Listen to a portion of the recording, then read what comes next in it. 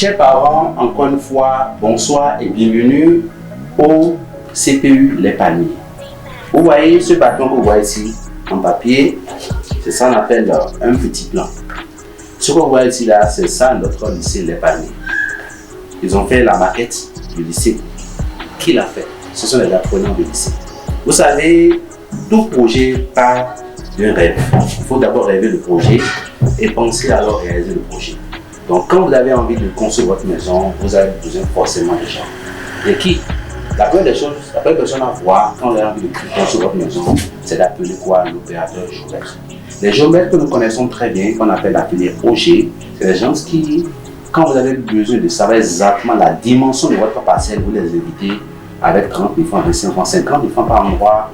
Ils viennent avec des théodolites pour mesurer de façon technique et réelle et officielle les plans de votre parcelle. Ceci pour le bonheur de vous, propriétaires. Alors quand on construit, quand on se lance dans la construction sur son terrain sans avoir fait recours à des géomètres, bonjour les gars, j'en connais plein qui ont, au lieu de construire au bon endroit, ont construit entre deux parcelles. Alors les parents sont en train de casser parce qu'ils ont construit sur la parcelle du voisin. Donc avant de commencer par construire sa maison, il faut forcément faire recours à un géomètre pour qu'il vous délimite votre parcelle réelle, afin que vous puissiez envoyer ça à un technicien pour qu'il sorte vraiment peut-être le schéma, le croquis, la maquette, afin que vous commencez par faire recours au sorcier de génie civil pour la construction. Donc les domaines de bâtiment sont vraiment liés. Donc la première personne qui est en contact avant tout projet, c'est le géomètre. Donc ici on essaie de parler dans la filière qu'on appelle OG. OG c'est quelle filière ça? OG c'est l'opérateur géomètre.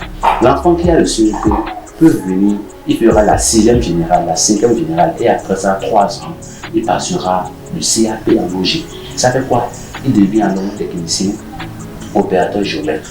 Avec ça, il peut travailler dans les cabinets d'études, travailler dans les cabinets de géomètre, aider les gens en tant que dans les bureaux d'études pour pouvoir vraiment prendre des mesures de parcelles, prendre des mesures de voies, de routes. Et je crois que vous savez très bien, ils sont très bien dans le pays. Là, nous sommes actuellement là, nous sommes aussi les Palmiers. Voilà le type foncier de votre lycée. Bref, ce type foncier que nous avons obtenu pour notre lycée, c'est possible grâce à qui? Grâce au géomètre. C'est eux qui sont venus prendre les dimensions réelles de la parcelle de notre lycée, prendre les dimensions et voir la preuve, puis avoir la fin de notre cycle là. Nous avons ici notre plan. Ce plan est un plan qui a été remis par le géomètre qui est là.